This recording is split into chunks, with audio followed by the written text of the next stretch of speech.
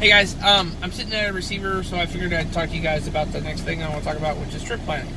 So there are a couple of things you're going to need in order to do trip planning, and I'm going to go over those real quick. Okay, so this tablet, you need a tablet to write on, so you can keep track of all of your addresses and everything.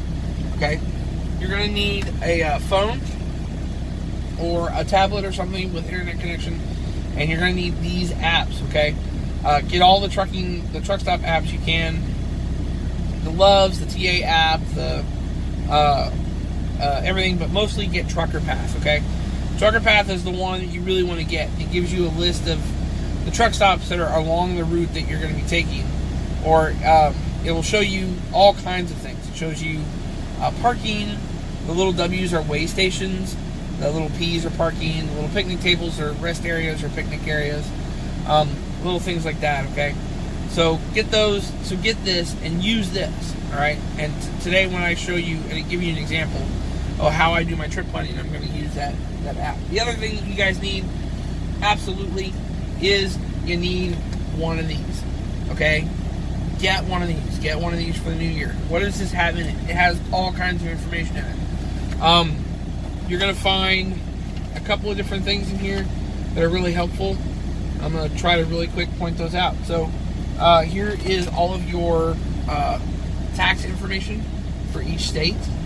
The one page you really, or the couple pages you really honestly need are your road conditions, all your numbers and websites for road conditions.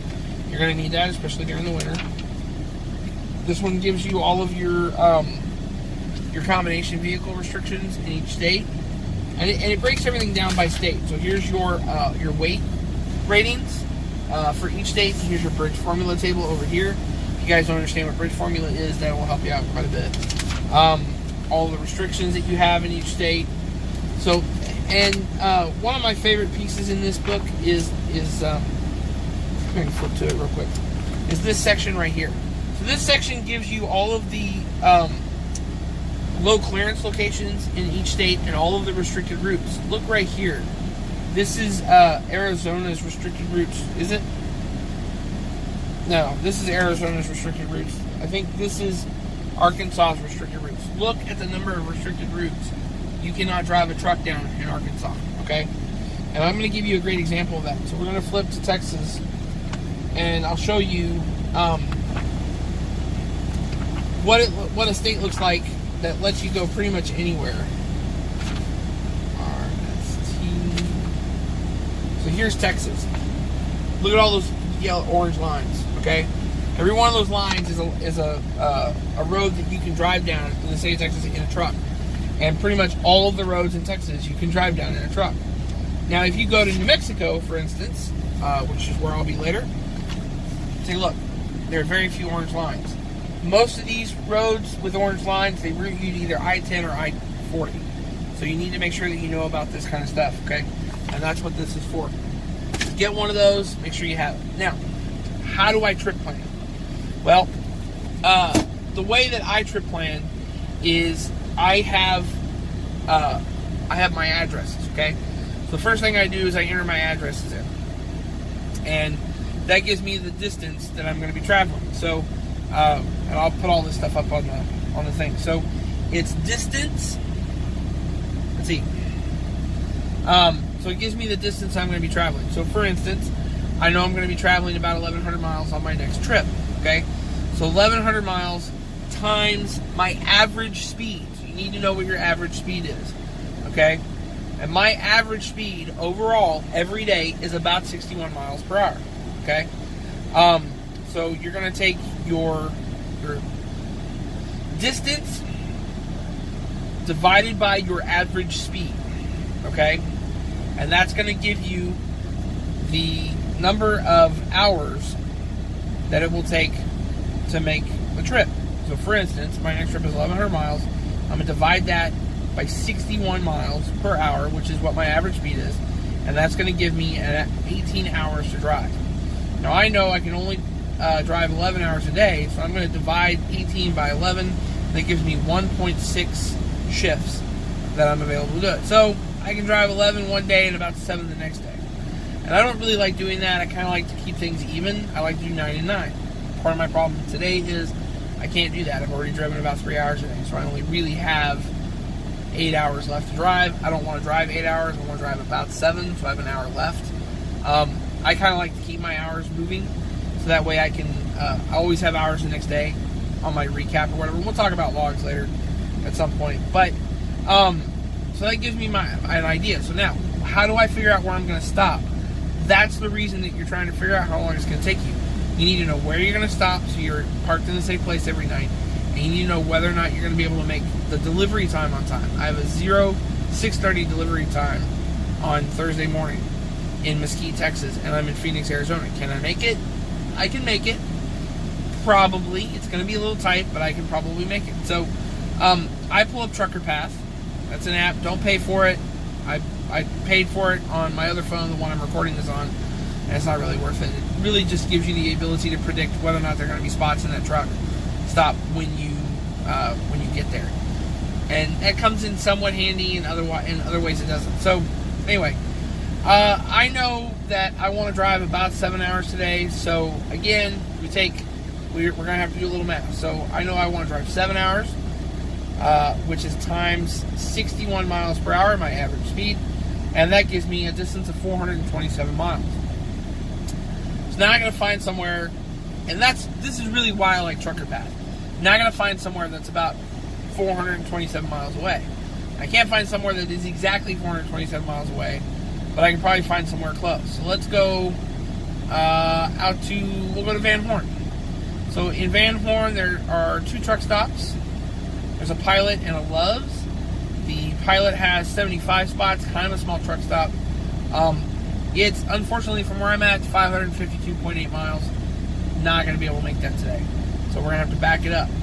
So I back it up to the next truck stop, which is Rody's Traveling Tiger Center. They have 240 spots available. And then today's my birthday, so I want to see what kind of restaurants they have. It does not look like they're open 24 hours. I need a place to open 24 hours. They are 409 miles, so I can make that probably today. But let's just be on the safe side. We'll back it up a little bit. And we'll go to this Petro. It's on the south side of El Paso. Whether or not that's a good place to stop, I have no idea. So we're going to go to this Petro. That is 364.7 miles. I can definitely make that. So that's going to be my first stop. Okay? Now, from there, I want to drive 650 miles the next day. So 364 plus 650. What is that? So it's 350 plus 650, which is about 1,000 miles, which leaves me about 100 miles. So I need to go somewhere that's about 1,000 miles away. So now I'm going to look at Trucker Path again along the route that I'm taking. I'm going to go up I-20. And I know that about 100 miles out from Dallas, or from Mesquite, is probably this Love's right here in Ranger. That's 783 miles. So actually, go a little further. So maybe Weatherford? Let's see, there's the Maverick Truck Center. Actually, I've been to that place. That one's not bad. Oh, there's at Stripes. I do like Stripes. 815 miles from here. So, I go a little bit further. Let's aim for Weatherford. Weatherford's probably going to be the area, so it's 830 miles from where I'm at. So I can probably do the Petro again, which is 834 miles. That's probably a pretty good little distance. So we'll try that, the Petro in Weatherford, and then I'll just get up the next day and drive on into Mesquite. So that's a safe place to park, the one in Weatherford. I don't really want to park at one of the truck stops in Dallas because they tend to not be safe. There's TA in Terrell. That's 922.5 miles away, so I could go to Terrell and then just come back the next day, which is a good possibility. I might do that. I might not. So, but anyway, but you can see what I'm doing. I'm trying to find a place that fits within my parameters, and so that way I can go and I can get there, and I know that I'm going to get there in time. Okay, where I really want to be is within 100 miles, basically, of where my drop is, and I can do that. That's not a big deal. So, trip planning, very important. Do your best to try to trip plan. It gives you two things. It gives you your two ETAs. That's what England always said. you wanted to be able to give your ETAs. So what are your ETAs? Your estimated time of arrival and your estimated time of availability. If you can get an estimated time of arrival, that will tell you whether or not you're going to be able to make your drop on time. And if you're not, it gives you the ability to call your dispatcher and say, I can't make this on time. And he's either going to be able to swap it out for you, give you something that you can make on time, or he's going to be able to call and reschedule the appointment. I've had both of those things happen. The other thing is he gives you an estimated time of availability. And that's really important for you.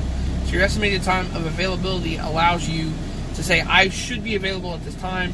Please find me a load so that when I am available, I have something to do. And then your dispatcher finds you a load and you can keep rolling. So the longer you can keep rolling, the more money you're going to make. And that's really what what any job is about. It's just making as much money as you can. So anyway, I hope that you find this video informative.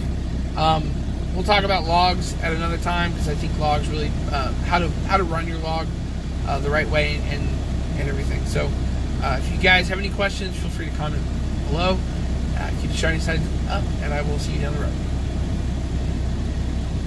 Okay, so this video will be an addendum to my trip planning video, and the reason why is because I was doing some research earlier about my trip that I'm doing right now. So I'm on my way to Henderson, Kentucky to drop off a load of something. I don't know what it is because it was in the trailer when I got the trailer. Anyway, so I want to show you guys what I'm looking at, alright? So let me pull this up for you real quick so you guys can see what I'm talking about, okay? Okay, so if you look right here on the app, alright, it's going to show you the route that I'm taking, because I'm in Prescott, Arkansas right now, and it's going to take me up to this little section right here, okay? And this is the section I'm worried about, from Dyersburg up to I-24 or Interstate 24 right there, okay? I don't know whether or not I'm able to travel down that, because it may not be a truck route, okay? And that's where what I told you guys to buy comes into play, all right? And that is the Motor Carriers Atlas, okay? So this is really helpful, especially if you run into an issue where you think that you might end up going down a road that you shouldn't drive down or whatever. Now, I've already run through this earlier today, and I'm pretty sure that I should be okay. But we need to start from where we're going and work our way back, or where we're at and work our way forward. So what I do know is that I'm in Arkansas. So I'll follow my way. So I'll start at the beginning from where I'm at and follow my way up there, and we should see. So as you can see, Arkansas has pretty much every road in Arkansas is available for you to drive down if you're a truck. So we'll start. I'm on 30 in Prescott, and it's going to take me to Memphis. So I can go to Memphis, obviously. I'll turn on to 40 and go to Memphis, and then I'll take 55, and I'll go up 55 into Missouri to Haiti. Then it puts me on 155 into, it looks like Tennessee. So I'll flip to Tennessee. Now I know an interstate is usually, you're fine as far as being in a truck is concerned. So I'm not too worried about 155 being anything. Oh look, Tennessee is very friendly to truckers, okay? So we come into Tennessee on 155, right there, from Haiti, and we follow that up, and it looks like at Dyersburg it turns into 51, and I can take it, looks like it's under construction from Troy to Harris, so we'll see. But anyway, I can go through Union City on 51. That's good. Okay, and then it follows, it becomes the Julian M. Carroll Purchase Parkway once it enters Kentucky. So now I'm going to flip to Kentucky. And it looks like I can go at least I can go to Kentucky on that road. So now we'll look at, okay, so Kentucky, not as friendly to truckers as Tennessee and Arkansas and Texas. So I'm coming in on, here we are, coming into Tennessee, or out of Tennessee, into Kentucky on 155. or no, on 51, and it's good. Okay, I can follow it all the way up to 24. Perfect. And then of course from 24, I can take 2469 to 69, and then take 69 north to Henderson. So that's, yeah, so I'm okay. And that's how you do trip planning. So if you're going to use your Google GPS, I highly recommend one of these maps, just because you'll be able to double check and make sure that Google's not sending you on a route that you can't take. For instance, I'm going to show you. Google wanted me to take, I think I may have put this in the other video, but Google wanted me to take a route in Arizona the other day that I couldn't take, and I'll show you. So if you'll remember the map in Arizona, it's very not orange, okay? And Google wanted me to shortcut, and because if I was in a car, it wouldn't be a problem. I could totally do that. But Google wanted me to cut off, let's see if I can point that out to you. Wanted me to cut off, I think it was right here. Wanted me to come down from Holbrook to Snowflake, and then wanted me to cut across through Star Valley and Payson, and through the Mazatzal Mountains down into Phoenix. And the problem was, as you can see, this route right here is not orange, so I couldn't go that way. So I had to go all the way to Flagstaff, and then I had to come all the way down from Flagstaff. So if you get stuck in Flagstaff, there's a nice little place there called Little America. Anyway, that's it.